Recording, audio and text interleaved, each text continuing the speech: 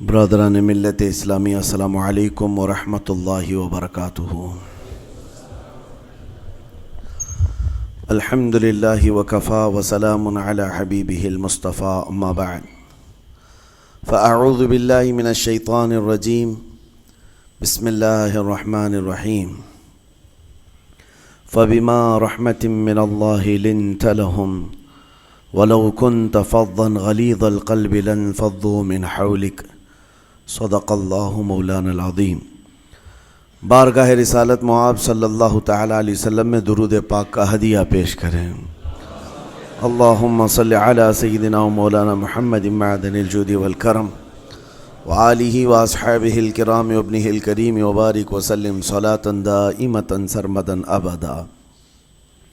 عزیزان گرامی وقار، انسان کو اللہ تبارک و تعالیٰ نے جو خصوصیات عطا کی ہیں، اس میں خاص طور پر زبان اور بیان کی خصوصیت بہت اہم ہے۔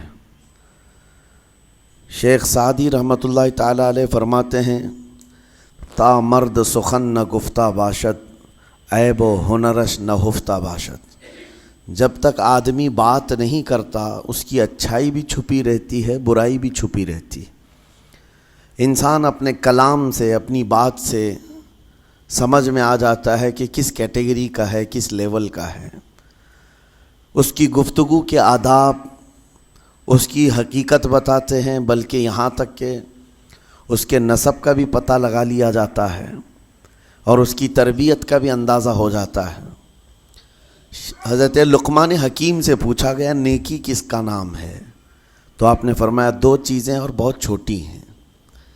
نیکی دو چیزیں ہیں جو بہت چھوٹی ہیں۔ کہا کیا ہے؟ کہا کہ ملاقات میں لوگ اپنے بھائیوں سے مسکرانا اور نرم گفتگو کرنا۔ ساری نیکیوں کی جڑ ہے یہ، نرم گفتگو کرنا اور لوگوں سے خندہ پیشانی کے ساتھ مسکرا کر ملاقات کرنا۔ لیکن میرے عزیزو، یہ دو چیزیں بناوٹی تو بہت سارے لوگوں کے ساتھ آ سکتی ہیں، اخلاق تصنع جس کو کہتے ہیں، تکلف کے ساتھ بہت سارے لوگوں کے ساتھ آ سکتی ہیں، لیکن حقیقت میں جس انسان کی طبیعت میں یہ دو چیزیں ہونی چاہیے، وہ کب سمجھ میں آتی ہیں؟ اس وقت جو مولا علی کرم اللہ وجہہ الکریم نے فرمایا، کسی انسان کو اس کی حقیقت دیکھنا ہو تو غصے کے عالم میں اسے دیکھو۔ وہ اپنے آپے سے باہر ہوتا ہے یا اپنے مزاج کے خلاف کس طرح بات کو سن کر کے تحمل رکھتا ہے۔ سب سے بڑا پہلوان وہ ہے جس نے اپنے غصے کو کنٹرول کیا اور اپنی زبان پر قابو پا لیا، ورنہ یہ وہ لمحہ ہے جب انسان پھٹ پڑتا ہے، جو دل کے اندر ہے سب کہہ جاتا ہے۔ آپ کو میں بتاؤں، نبی کریم صلی اللہ تعالیٰ علیہ وسلم کے عظیم اخلاق کریمہ، بخاری شریف کی حدیث ہے، حضور مسجد نبوی میں تشریف فرما ہے۔ اس وقت مسجد نبوی، آج ہو سکتا ہے آپ کے ذہن میں جو امیج ہے مسجد نبوی کی، بہت بڑی عالی شان مسجد، لیکن وہ زمانہ نبوی میں اس طرح کی نہیں ہے۔ کچی دیواریں تھیں، اوپر چھپر کے چھت پڑے ہوئے تھے اور مٹی کی زمین تھی۔ یہ مسجد نبوی کی شکل اس زمانے میں حضور اکرم صلی اللہ تعالیٰ علیہ وسلم اپنے صحابہ کے ساتھ بیٹھے ہیں۔ ایک دیہات کا رہنے والا شخص آیا۔ ایک بات یاد رکھیں کہ دیہات میں، گاؤں میں رہنے والوں کے اخلاق اور تمیز میں بڑا فرق ہوتا ہے، ان کے ہاں آداب کی کمی ہوتی ہے۔ وہ شخص آیا اور مسجد نبوی میں آ کر حضور صلی اللہ علیہ وسلم سے کچھ بات چیت کیا اور تھوڑی دیر کے بعد مسجد میں ہی کھڑے ہو کر پیشاب کرنا شروع کیا۔ بخاری شریف میں یہ حدیث موجود ہے۔ جب مسجد نبوی میں کھڑے ہو کر پیشاب کرے تو صحابہ اکرام سب دیکھ کر کے دوڑانے لگ گئے، خذوہ خذوہ، پکڑو اس کو، پکڑو اس کو، اور صحابہ دوڑاتے تھے، وہ پیشاب کرتے ہوئے بھاگتا تھا پوری مسجد میں۔ نبی پاک صلی اللہ تعالیٰ علیہ وسلم نے فرمایا، دعوہ، چھوڑ دو اس کو، کر لینے دو، پیشاب کر رہا ہے مسجد میں، چھوڑ دو اس کو۔ جب وہ صحابہ اکرام حضور کا حکم سنتے ہیں، سب پیچھے ہٹ گئے۔ تھوڑی دیر کے بعد نبی کریم صلی اللہ تعالیٰ علیہ وسلم نے صحابہ سے فرمایا، پانی کے ڈول بھر کر کے لائے جائیں۔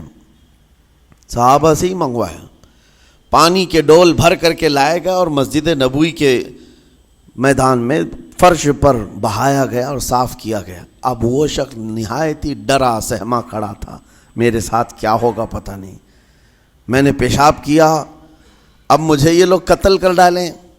نبی کریم صلی اللہ تعالیٰ علیہ وسلم نے قریب بلایا اور فرمایا، نہایت نرم گفتگو کے ساتھ حضور فرماتے ہیں، یہ اللہ کا گھر ہے، یہاں پیشاب نہیں پیشانیاں رکھی جاتی ہیں۔ بس یہ جملہ ہے، بخاری شریف میں موجود ہے، یہاں عبادت کی جاتی ہے۔ اتنا کہہ کر رخصت ہو گئے، رخصت کر دیا۔ وہ دیہات سے آیا ہوا جو نوجوان تھا یا شخص تھا، باہر نکلتے ہی وہ کلمہ طیبہ پڑھ کر حضور کی غلامی میں شامل ہوا۔ میں نے وہ بلند عالی اخلاق نہیں دیکھے۔ نبی کریم صلی اللہ علیہ وسلم کے بارے میں قرآن کہتا ہے، فَبِمَا رَحْمَةٍ مِّنَ اللَّهِ لِنْتَ لَهُمْ، اللہ کی رحمت سے آپ لوگوں کے لیے نرم ہیں، اس لیے لوگ آپ کے ارد گرد لگے ہوئے رہتے ہیں۔ وَلَوْ كُنْتَ فَظًّا غَلِيظَ الْقَلْبِ لَانْفَضُّوا مِنْ حَوْلِكَ، اے رسول اگر آپ سخت دل ہو جائیں تو پھر یہ سب چھٹ جائیں گے، آپ سے دور ہو جائیں گے۔ اس رسول کے لیے جب کہا گیا ہے کہ اگر آپ سخت ہو جائیں تو لوگ چھوڑ کر کے دور ہو جائیں گے، تو ہمارے اور آپ کے لیے کس قدر لہجے کی پابندی ضروری ہے۔ ہاں عزیزان گرام وقار، اپنی گفتگو، اپنے کلام، اپنی بات چیت سے آپ اپنے سلیقے بتاتے ہیں۔ گالی گلوچ کرتے ہوئے جن کی صبح شامیں ہوتی ہیں، ان کو دیکھ کر کے ہی پہچان میں آ جاتا ہے کس گھر سے یہ تعلق رکھتا ہے، کہاں ان کی تربیت ہوئی ہے، کس طرح ان کے آداب سکھائے گئے۔ اسی لیے میرے عزیزو، بچوں کو آوارہ بھی نہ چھوڑ دینا کہ وہ اپنی زبان گلی کوچوں سے سیکھ کر کے جائیں۔ کل کو ہوگا یہ کہ اس کی زبان کی وجہ سے لوگ تمہیں تان و تشنی کریں گے، اس کا باپ ایسا ہوگا اس لیے بچہ ایسا ہے، اس کی ماں اس طرح ہوگی اس لیے اس کی گفتگو ایسی ہے۔ کیونکہ موسٹلی زیادہ طور پر بچے اپنے ماں باپ کے اخلاق کو نقل کرتے ہیں، ٹرانسفر ہوتی چلی جاتی ہیں۔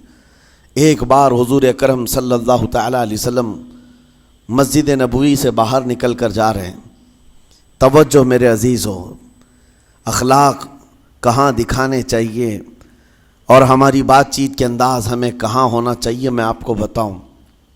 حضور تشریف لے کر جا رہے ہیں، صحابہ اکرام کھڑے تھے حضور کے اطراف۔ مدینہ طیبہ کی ایک بوڑھی خاتون جس کا ذہنی توازن کھویا ہوا ہے، یعنی وہ دماغی طور پر ڈسیبل ہے، اور وہ آئی جا رہی تھی۔ لوگ جب بھی اس کو دیکھتے راستہ کاٹ لیتے، وہ جس کو بھی پکڑتی تھی سنانا شروع کرتی تھی، جو منہ میں آئے بکنے لگ جائے، اور لوگوں کو تنگی محسوس ہونے لگتی۔ صحابہ نے دیکھا کہ یہ عورت آ رہی ہے، حضور کی طرف آ رہی ہے، سب نے حضور صلی اللہ علیہ وسلم کو گھیر لیا، اس کا راستہ روکنے کے لیے اب آئے گی۔ اور نبی کریم صلی اللہ علیہ وسلم کے پاس اگر زبان درازی کرنے لگ جائے، پاگل عورت ہے، اور بک بک کرنے لگ جائے، حضور پاک صلی اللہ علیہ وسلم کے ادب میں کہیں کمی نہ آ جائے۔ صحابہ کا یہ ہمیشہ اہتمام رہتا۔ حضور اکرم صلی اللہ علیہ وسلم نے دیکھا تو صحابہ سے کہا، ہٹ جاؤ، اس کو آنے دو، ہٹ جاؤ، اس کا راستہ چھوڑ دو۔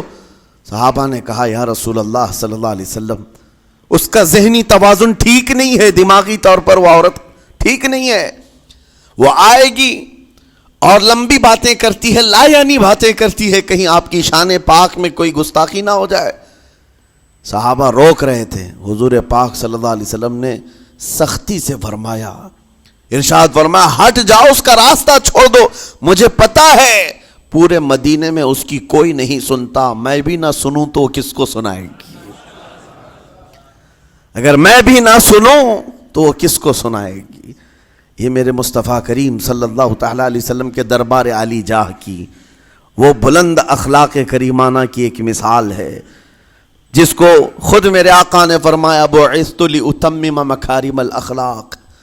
عزیزان گرامی وقار، لوگوں کے آج حالات ایسے ہیں کہ اچھے لوگوں کے ساتھ اخلاق الگ دکھائے جاتے ہیں، چھوٹے لوگوں کے ساتھ اخلاق الگ دکھائے جاتے ہیں۔ سٹیٹس کا آدمی ہو تو اس کے ساتھ ملنے کے طریقے الگ ہیں، اور غریب کوئی آ جائے، فقیر کوئی آ جائے تو اس سے ملنے کا انداز الگ ہو جائے. یہ نہ ہو، یہ ہم سب کے لیے نصیحت ہے. اسی ممبئی کی سرزمین پر میں آپ کو بتاؤں، ایک ماہم شریف میں بزرگ حاجی صاحب ہوا کرتے تھے، آج سے تقریباً 10-12 سال پہلے کی. وہ کئی لوگوں سے ایک سوال کرتے تھے پکڑ پکڑ کر کے کہ میرا ایک سوال ہے، آپ جواب دیں گے، میرا ایک سوال ہے. کئی علماء سے انہوں نے پوچھا، مجھ سے بھی انہوں نے، جب میں نیا تھا مصر سے پڑھ کر کے آیا تھا، میرے پاس آ کر کہا کافی سالوں سے میرے ذہن میں ایک سوال ہوتا ہے، میں آپ سے بھی پوچھنا چاہتا ہوں. کہا بتائیے کیا ہے؟ کہا میں حضور سرکار مجاہد ملت رحمۃ اللہ علیہ کا مرید ہوں. علامہ حبیب الرحمن مجاہد ملت، رئیس اعظم اڑیسہ، جن کے خدمات جلیلہ آج ہو سکتا ہے نئی جنریشن کو نہ معلوم ہو، ان کا لقب ہے مجاہد ملت، جنہوں نے سنیت کی بقا کے لیے اپنا تن من دھن سب قربان کیا تھا. وہ مجاہد ملت عظیم بزرگ ولی کامل ہے. یہ حاجی صاحب کہتے ہیں کہ میں ایک نارمل آدمی تھا، کڑیا تھا، یعنی گھر بنانے کا کام کرتا تھا. جب وہ ممبئی تشریف لاتے تو دوڑ کر کے ہر جگہ سے لوگ ملنے آتے. میں بھی گیا تھا، اور اس وقت میں جوان تھا. حضور مجاہد ملت رحمۃ اللہ علیہ کی بات وہ بتا رہے ہیں کہ لوگ لائن لگا کر کے مصافحہ کر رہے تھے، مل رہے تھے. جب مل رہے تھے تو پھر میرا نمبر آیا، میں ملنے کے لیے گیا. بزرگوں کے سب ہاتھ چومتے ہیں، یہ ہمارے سنیوں کے طریق ہیں. ادب، علماء ذوی الاحترام کے ہاتھوں کا بوسہ لینا یہ مستحسن ہے، یہ ہمارے آداب میں سے، معمولات اہل سنت میں سے. تو جب سب لوگ ان کے دست بوسی کر رہے تھے، ہاتھ چوم رہے تھے، میں بھی قریب گیا، اور جب میرا نمبر آیا میں ہاتھ چومنے کے لیے گیا تو انہوں نے میرا ہاتھ لے کر خود ہی چوم لیا. وہ بزرگ عالی جاہ ولی کامل جن کو دنیا مجاہد ملت کہتی ہے، میرا ہاتھ انہوں نے چوم لیا.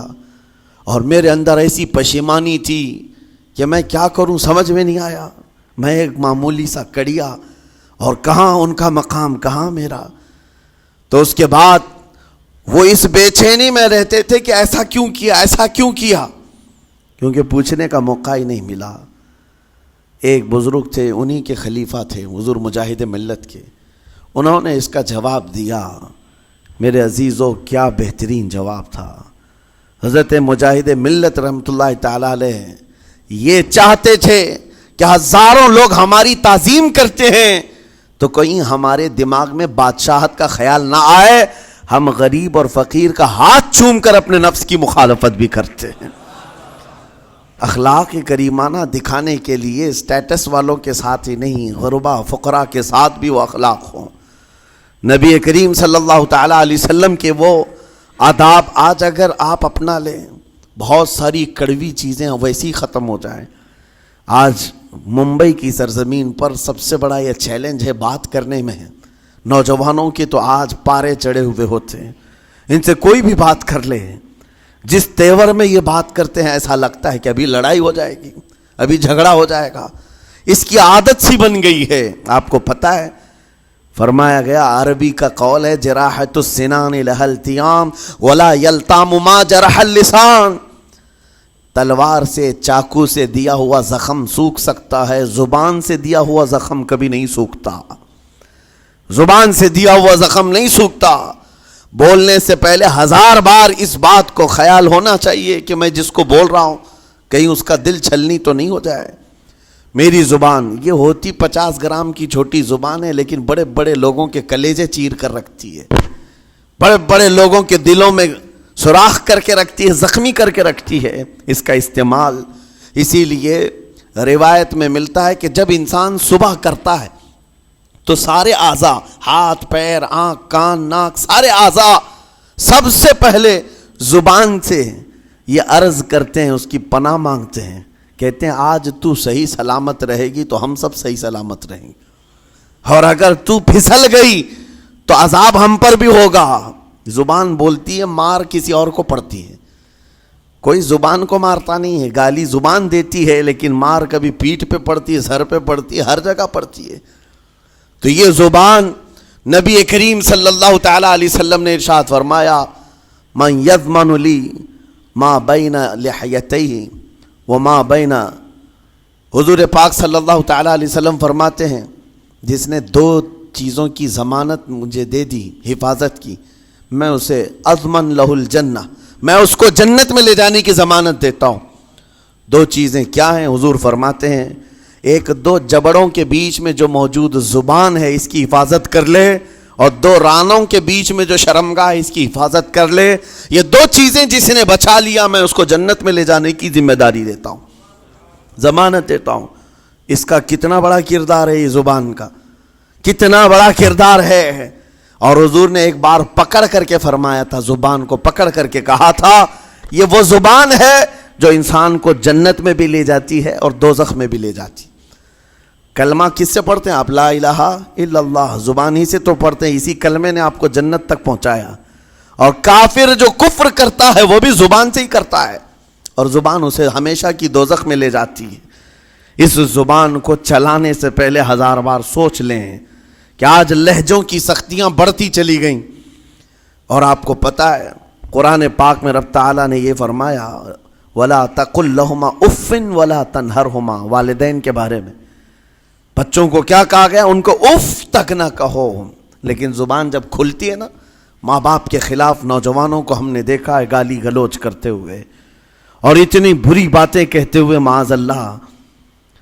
عزیزان گرامی وقار، حضور نے تو یہ فرمایا جس نے پلٹ کر کے اپنے ماں اور باپ کو سخت لہجے میں بات کیا یا ان کی نافرمانی کی، حضور فرماتے ہیں میرا دل چاہتا ہے کہ اس کے گھر کو آگ لگا دوں، آگ لگا دوں۔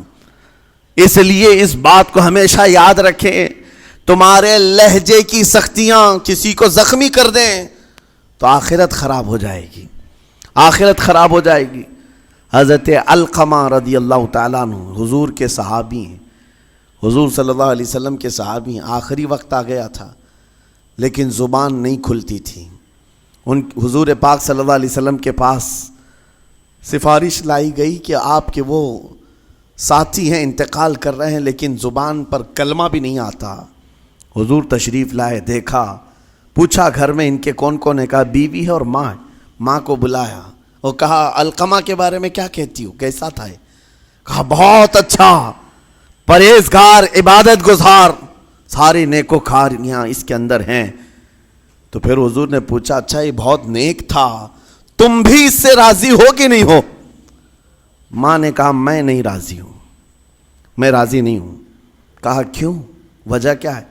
کہا یا رسول اللہ میرا اکلوتا بیٹا، میرا تنہا بیٹا تھا، بڑی محبتوں کے ساتھ اس کو پالا تھا، اور جب میں نے اس کی شادی کی اپنی بیوی کو لایا، اور جب بیوی گھر پر آ گئی تو میری بات کو ہلکے میں لیتا، اپنی بیوی کی بات کو فوقیت دیتا، ترجیح دیتا۔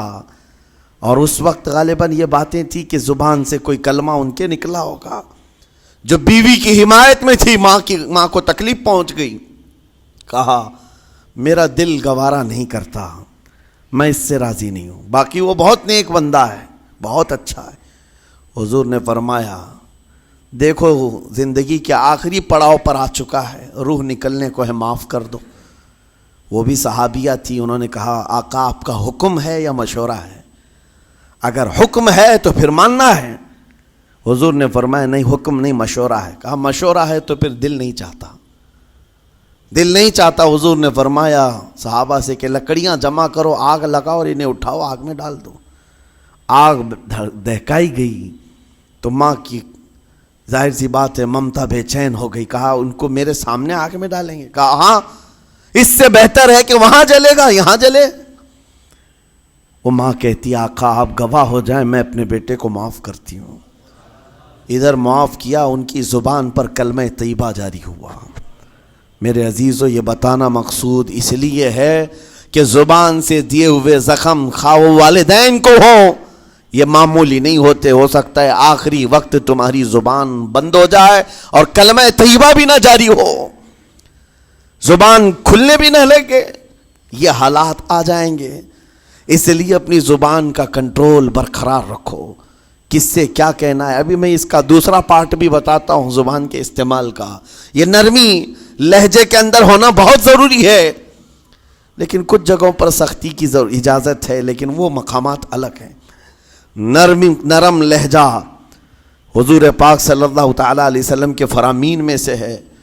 ایک بات بڑی، بغداد مقدسہ میں نے ایک ولی پاک کی زیارت کی، ان کے آستانے پر بھی میں نے ابھی بیان کیا تھا۔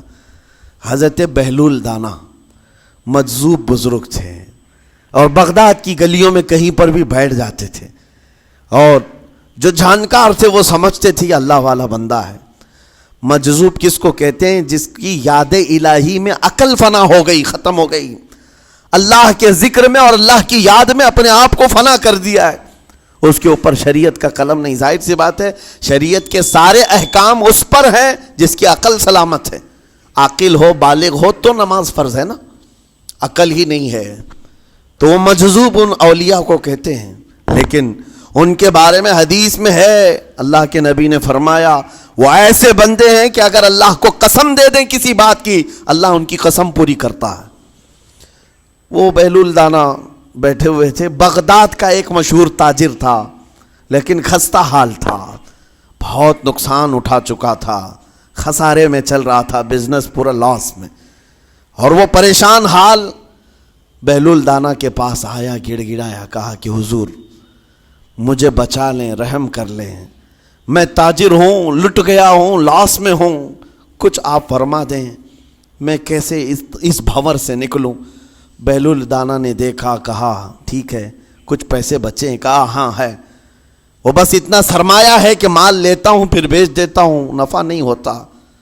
بہلول دانا نے کہا ایک کام کر، کالا کپڑا جتنا ملتا ہے سب خرید لے، پورے شہر سے کالا کپڑا جہاں جہاں مل جائے سب لے کر اسٹاک کر لے۔ کہا جی حضور آپ نے جیسا فرمایا۔ گیا، جتنا سرمایہ تھا سب لگا دیا، کالا کپڑا خرید کر ایک جگہ اسٹاک کر دیا۔ اللہ والے کا حکم تھا، لیکن ہوا یہ کہ بغداد کا معمول تھا، 8 دن گزرے نہیں تھے کہ وہاں وقت کے حاکم کا انتقال ہوا، اور جب حاکم کا انتقال ہوتا تو شہر کے جتنے بڑے لوگ ہوتے، رئیس لوگ، وہ اس کے سوگ میں، اس کے غم میں کالا کپڑا پہنتے تھے، اور کالا کپڑا سوائے اس تاجر کے کسی کے پاس نہیں تھا، اور سارے بڑے لوگ پیسوں سے اس کے پاس کالا کپڑا خریدنے آئے، یہ منہ بولے قیمت پر، جیسے تیسے جتنی قیمت پر بولے سب خرید کر لے جاتے، اور پل بھر میں ایک دن کے اندر وہ بہت بڑا کروڑ پتی بن گئے، بہت مال آ گیا۔ یہ بات یاد رکھیں، اللہ مال دیتا ہے، اس کے بعد پھر آزمائش بھی ہوتی ہے۔ مال اتنا آ گیا، اب لے کر کے مستیاں تھیں، چند دن گزرے، ظاہر سی بات ہے مال کو بڑھانے کی تمنا ہر ایک کی ہوتی ہے، کوئی یہاں پر اینڈ کرنے والا نہیں ہے دنیا میں، چاہے اس کا بزنس اربوں پر بھی پہنچ جائے، اسے آگے پہنچنا ہے۔ چند دن گزرے تھے، 8-10 دن، پھر آیا حضرت بہلول دانا کو ڈھونڈتے ہوئے، ایک جگہ میدان میں یہ مجذوب بزرگ بیٹھے مل گئے، آیا اور کہا او دیوانے بتا اب کیا خریدوں، پیسہ بہت ہے ابھی میرے پاس، بتا دیوانے اب کیا خریدوں؟ انہوں نے دیکھا، کہا کہ لہجہ تو بدلا ہوا ہے، پیسہ بہت زیادہ تھا، کہا کہ ٹھیک ہے کوئی بات نہیں، اللہ والوں کو ان سب چیزوں سے کوئی لینا دینا نہیں۔ آپ نے کہا مال جتنا ہے تیرے پاس سب لے کر کے خربوز خرید لے، تربوز خرید لے، جس کو کلنگڑ کہتے ہیں، تربوز پورے خرید لے۔ اس نے کروڑوں کی جائیداد پورے تربوزوں میں لگا تھی، سب تربوز خرید کر سٹاک کر دیا ایک جگہ، اور اس کے گمان میں یہی تھا کہ چند دن گزریں گے، کوئی ایسا ہی حادثہ ہوگا جب تربوز منہ مانگی قیمت پہ لوگ خریدیں گے اور میں بیچوں گا۔ پورا مال تربوز میں لگایا، 2 دن 4 دن 6 دن 8 دن گزرے، کوئی حادثہ نہیں، ادھر تو تربوز سڑنے لگ گئے، وہ تو زیادہ دن سٹاک نہیں کیے جا سکتے، سڑن شروع ہو گئی، پھر تھوڑے دنوں کے بعد پورے کے پورے سڑ گئے، کروڑوں کا مال تربوز میں سڑ کے چلا گیا، وہ کچھ بھی نہیں سکا، کچھ نہیں کر سکا، واپس چیختا چلاتا اسی حالت میں آیا، پہلے سے بھی زیادہ بدتر حالت میں میں آ گیا ہوں، دوڑتے ہوئے آیا، حضرت بہلول دانا کو ڈھونڈتے ہوئے، کہاں ہیں؟ وہ اسی جگہ بیٹھے ہوئے مٹی میں بیٹھے رہتے تھے، قریب آیا اور کہنے لگا کہ آپ نے میرے ساتھ ایسا کیوں کیا بہلول؟ بہلول دانا نے کہا کیا ہوا؟ کہا میں تو لٹ گیا، تربوز میں پیسے لگائے آپ کی وجہ سے اور پورے سڑ گئے۔ بہلول دانا نے کہا میں نے تو کچھ نہیں کیا، پہلے تو تجھے نفع ملا تھا وہ تیرے لہجے کی وجہ سے، اب خسارہ ہوا ہے تیرے لہجے کی وجہ سے۔ پہلے جو آیا تھا بات کرنے کے لیے اس وقت تیری تمیز الگ تھی، تیری تہذیب الگ تھی، اخلاق الگ تھی، گڑ گڑا کر کہا تھا کہ میں لٹ گیا ہوں آپ رحم کر دیں۔ دوسری بار آ کر کے کیا کہا؟ او دیوانے بتا کیا خریدوں؟ لہجہ بدل گیا تو پوری حیثیت بدل گئی۔ زبان ہماری اونچائی پر بھی لے جاتی ہے اور نیچے بھی لے آتی ہے۔ اس بات کو ہمیشہ ملحوظ رکھیں کہ اس زبان سے بہت سارے لوگ نفع بھی اٹھاتے ہیں، بہت سارے لوگوں کو نقصان بھی ہوتا ہے۔ لیکن ساتھ میں یہ بات بھی عرض کروں، نرم گفتگو کرنے کا عادی ہر ایک کو ہونا چاہیے، نرم گفتگو کرنے کا عادی ہر ایک کو ہونا چاہیے، اس کی نیکیوں کی علامت ہے، اس کے اخلاق کی علامت ہے۔ لیکن ساتھ میں امام شافعی رحمۃ اللہ تعالی علیہ نے یہ بھی فرمایا، چاہے جتنی بھی نرم طبیعت ہو انسان کی، اللہ اور اس کے رسول کے لیے غیرت ہونی چاہیے۔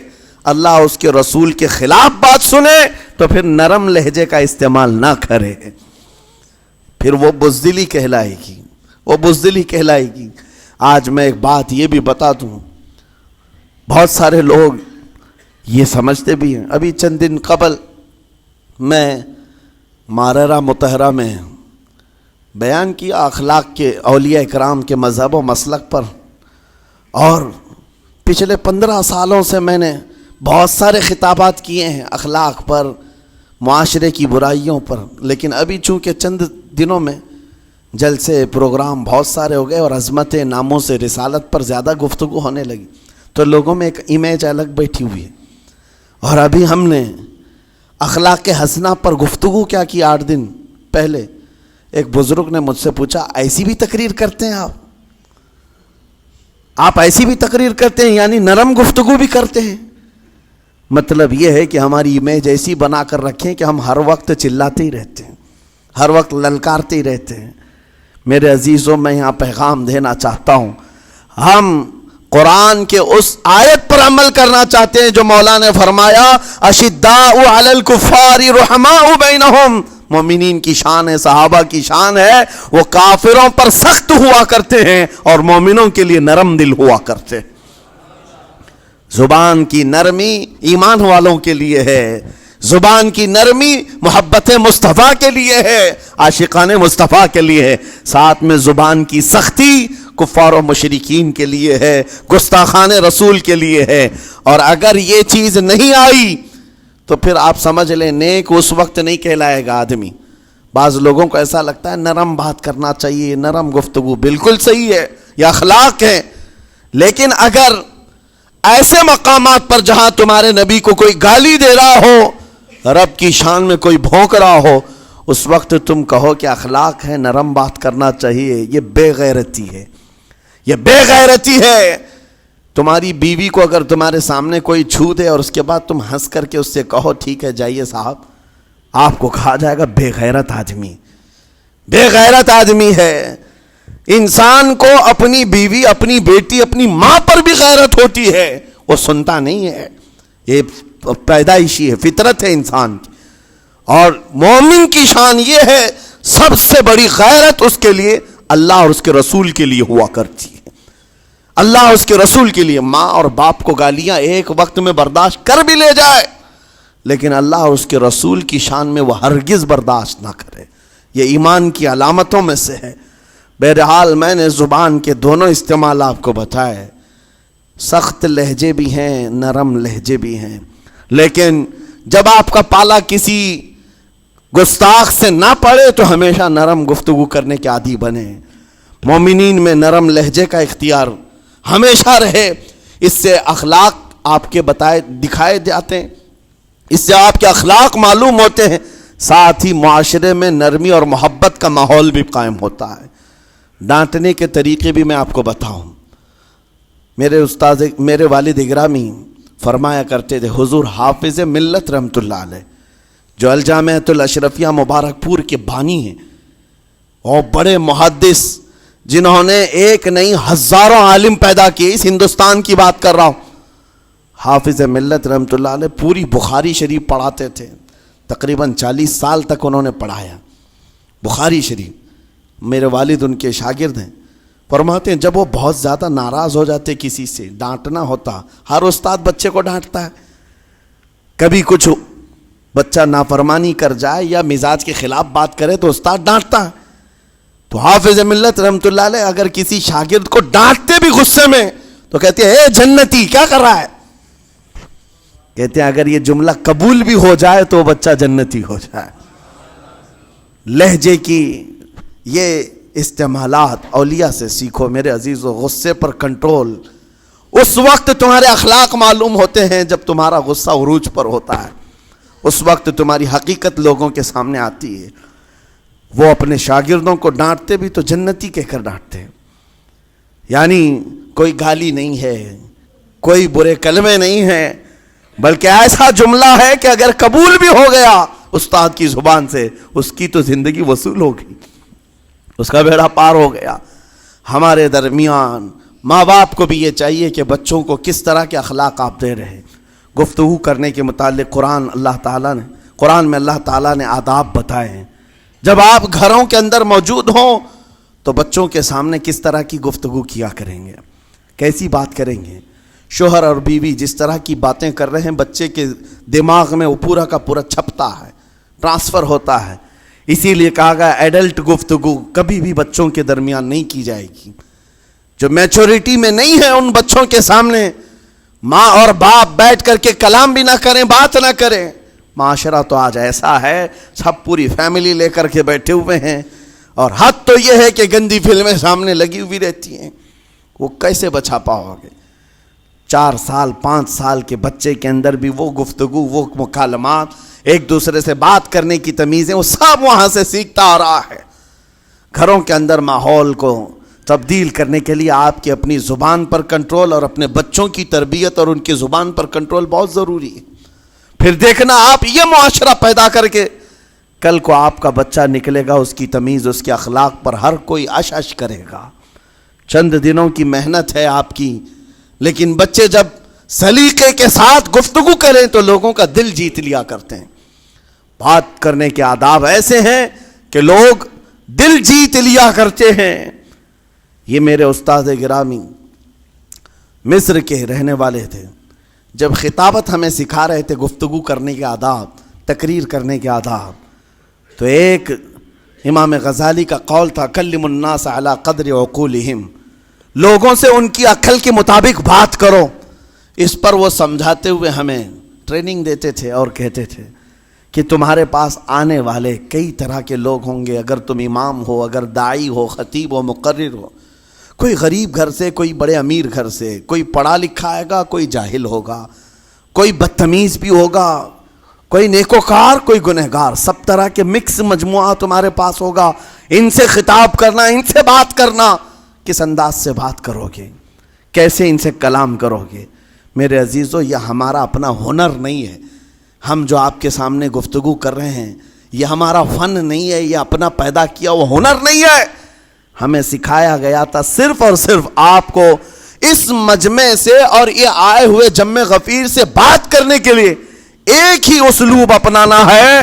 دیکھنا ہے کہ رسول اللہ کیسے بات کیا کرتے تھے. میرے آقا صلی اللہ تعالیٰ علیہ وسلم کا اسلوب اپناؤ.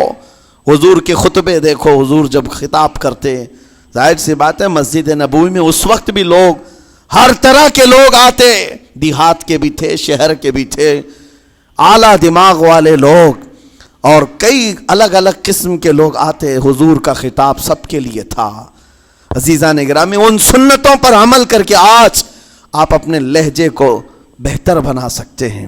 بس میری گفتگو کا خلاصہ یہی ہے کہ اللہ تعالیٰ ہمیں زبان کا صحیح استعمال عطا فرمائے، ورنہ یہ زبان کی سختیاں اور اس کی کڑواہٹ ہمیں دوزخ میں بھی لے جاتی ہے، دوزخ تک لے جا سکتی ہے.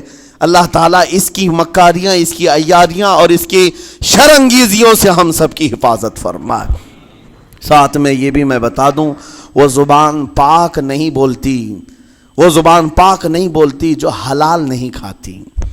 یہ بھی بزرگوں نے فرمایا ہے, یہ زبان پاک نہیں بولتی جو حلال نہیں کھاتی. اسی سے ہر کچھ گزرتا ہے, اندر پیٹ میں جاتا ہے. حلال لقمے اس سے گزارو تو زبان پاک بولے, اللہ کا ذکر کرے اور تمہیں زبان میں وہ لذت آنے لگ جائے. لیکن اس سے حرام لقمے گزارتے رہو گے, اس کے لہجے کی سختیاں بھی آ جائیں گی, اس کے اندر کڑواہٹ بھی آ جائے گی, گالی گلوچ, یہ سارے استعمالات یہ زبان کرنے لگ جائے گی. کیوں؟ اس سے حرام لقمے جو گزارے جا رہے ہیں. اس چیز کا بھی خیال ضروری ہے. زبان کو جس طرح کا پیٹرول دو گے ویسی چلے گی یہ گاڑی. جس طرح کا ڈیزل اس کے اندر ڈالتے ہو, حرام یا حلال, یہ بہت معنی رکھتا ہے. اور ایک بات یہ بھی سن کر کے چلے ہیں کہ حضرت سلیمان علیہ السلام کے زمانے میں ایک مناظرہ ہوا تھا علماء کا. بعض لوگوں نے کہا کہ انسان کی ایک جماعت تھی, انسان کی زبان افضل ہے, منہ افضل ہے, اس لیے کہ وہ اللہ کا ذکر کرتی ہے. بعض نے کہا کہ نہیں, انسان کے پیچھے کا مقام اچھا ہے, اس سے بہتر ہے. یہ دونوں کی تکرار میں حضرت سلیمان علیہ السلام کے پاس بات آئی, آپ بتائیں. تو ان سے پوچھا تم اتنی بڑی بات کیوں کہہ رہے ہو؟ اس کے پیچھے کا مقام اچھا ہے. کہا کہ اس لیے کہ وہ صرف نجاست نکالتا ہے, وہ صرف نجاست نکالتا ہے, وہ مقام غلاظت باہر کرتا ہے, غلاظت اندر لیتا نہیں. زبان غلاظت اندر بھی لیتی ہے, حرام کھاتی بھی ہے, لوگوں کو زخمی بھی کرتی ہے. ان علماء کی دلیل تھی. تب آپ نے فرمایا بات ٹھیک ہے, جس انسان کا زبان پر کنٹرول نہیں, حرام کھاتا ہو اور بد کلامی کرتا ہو, گالی گلوچ ساری چیزیں کرتا ہو, آپ نے فرمایا اس سے بہتر اس کا پیچھے کا مقام ہے.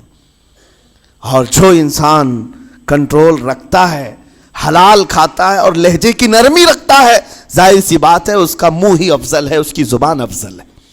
اب یہ تو فیصلہ سب کا ہے, کس کو کیا چیز اختیار کرنی ہے. عزیزان گرامی وقار, یہ بہت بڑی بات ہے جو میں آپ کے سامنے کہہ رہا ہوں. زبان کو اگر کسی دوسری جگہ سے کمپیئر کیا جائے تو لگتا ہوگا نرم, یہ بالکل اچنبے والی بات ہے, عجوبے والی بات ہے, یہ کون سا کمپیریزن ہے. وجہ یہی ہے, بعض لوگوں کو ہم نے اتنا گندا بولتے ہوئے دیکھا ہے, اس سے بہتر ہے کہ وہ نہ بولیں.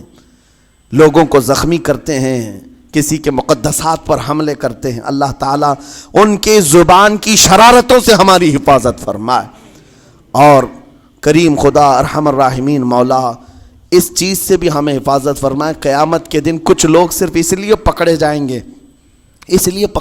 گے کہ وہ کچھ نہیں بولتے تھے, لیکن وہ جن کے ساتھ رہتے تھے وہ بولتے تھے, وہ لوگ بولتے تھے, اور ان کی وجہ سے یہ خاموش رہنے والا جو ساتھ میں تھا اسے بھی جہنم میں لے جایا جائے گا. اور وہ اس دن کہے گا پکار کر, یا ویلتا لیتنی لم اتخذ فلانا خلیلا, اے کاش میں فلاں کی دوستی نہیں کیا ہوتا تو اچھا ہوتا, آج میں بچ گیا ہوتا. اپنے ماحول کو بچاؤ, جہاں زبان کی خرابی دیکھو اپنے آپ کو بھی بچاؤ اور اس ماحول سے بھی اپنے کو دور رکھو. اللہ کی بارگاہ میں دعا ہے مولا تعالیٰ اس زبان کو خالص اپنے ذکر میں لگائے اور اپنے حبیب پاک کے ذکر میں لگائے. مولا تعالیٰ ہم کو زبان کی بد کلامیوں سے محفوظ و مامون فرمائے. وآخر دعوانا ان الحمدللہ رب العالمین. السلام علیکم. کھڑے ہو جائیں, صفوں کو اچھی طرح درست کریں, پھر سنتیں پڑھیں. اوپر والے حضرات بھی کھڑے ہو جائیں, صفوں کو اچھی طرح درست کریں برائے کرم. اور جن حضرات کو جگہ نہ ملے برائے کرم دوسری جماعت کا انتظار کریں. جن حضرات کو جگہ نہ ملے برائے کرم دوسری جماعت کا انتظار کریں. کھڑے ہو جائیں بھائی سب لوگ.